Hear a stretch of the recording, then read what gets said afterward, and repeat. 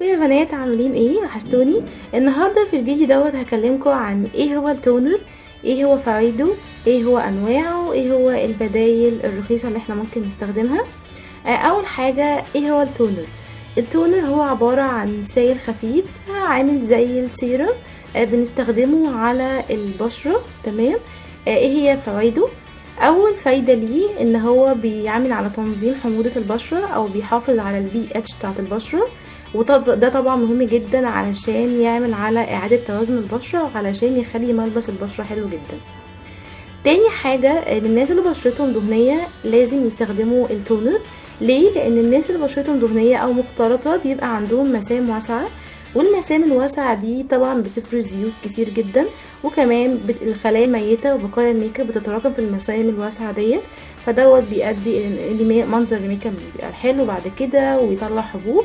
فطبعا التونر مهم جدا لان هو بيتحكم في المسام دي وبيقفلها، بيعمل لها انقباض.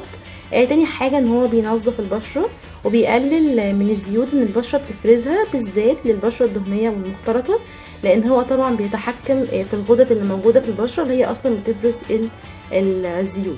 تمام.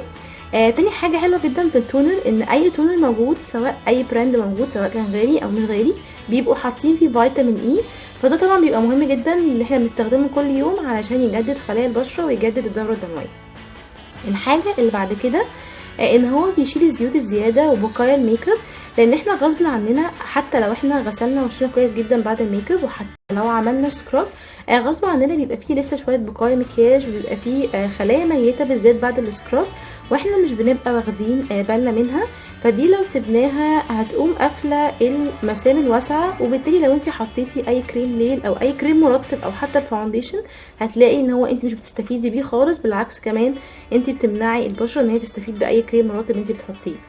لكن فايده التونر ان هو بيتحكم في المسام الواسعه دي، وبيشيلك اي بقايا مكياج او كل الخلايا الميته، بالذات لو انت استخدمتيه كل يوم بعد ما تغسلي وشك من الميك اب. فبالتالي دوت هيدي للبشره الفرصه ان هو يستفيد من اي كريم مرطب هتحطيه بعد التونر.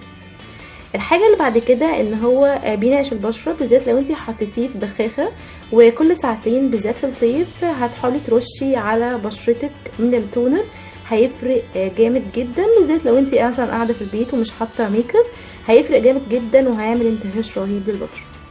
الحاجه اللي بعد كده ان هو بينظف البشره كويس جدا وبيقلل من ظهور الحبوب، بالذات للناس اللي بشرتهم دهنيه، ومع تكرار الاستخدام كل يوم هتلاقي ان بشرتك مظهرها اختلف، وكمان مظهر الميك اب عليها بقى احلى كتير.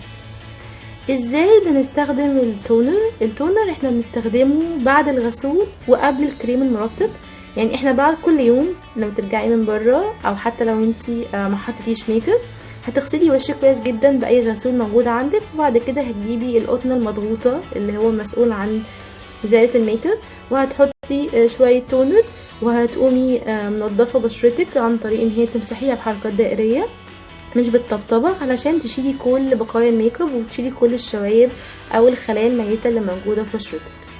احسن تونر طبيعي موجود عند اي بنت وارخص تونر موجود هو ميه الورد.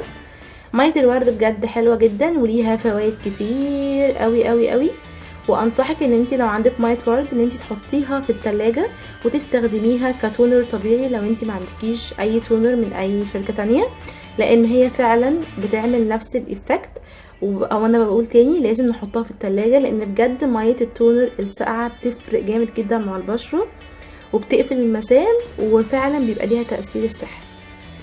التونر اللي بعد كده اللي انا بحبه جدا وبفضله وانصحكم ان انتوا تستخدموه، علشان هو كتونر ايفكت حلو جدا، وكسعر سعره يعني يعتبر قليل جدا بالنسبه للبراندات العاليه زي البايديرما والبادي شوب. طبعا التونر بتاع بايديرما والتونر بتاع البادي شوب اللي هو بالتيتري حلو جدا، وطبعا ما عندهوش كلام، بس هو ممكن يكون سعر عالي بالنسبه لناس كتير. فالبديل الرخيص هو التونر اللي من اوريفليم اللي بالشاي الاخضر، اللي هو من قدامكم دوت فيس تونر من لاف ناتشر، حلو جدا وبيقلل الدهون اللي بتفرزها البشره، وانصحكم ان انتوا تستخدموه. امتى بنستخدم التونر؟ بنستخدمه الصبح وبالليل. الصبح بتستخدميه بعد ما بتغسلي وشك، بتمسحي وشك بالتونر، وبعد كده بتحطي البرايمر او الكريم المرطب قبل ما تحطي الفاونديشن او قبل ما تحطي الميك اب بتاعك. تاني حاجه لازم تستخدميه بالليل، طبعا بالليل برضو هتكرري نفس الكلام، هتغسلي بشرتك كويس جدا وهتستخدمي التونر وهتحطي الكريم الليل وتنامي، هتقومي هتلاقي بشرتك تحفه. يا رب يكون الفيديو عجبكم. لو الفيديو عجبكم اعملوا لي لايك وسبسكرايب، واستنوني في الفيديوهات اللي جايه هقول لكم معلومات حلوه كتير. باي باي.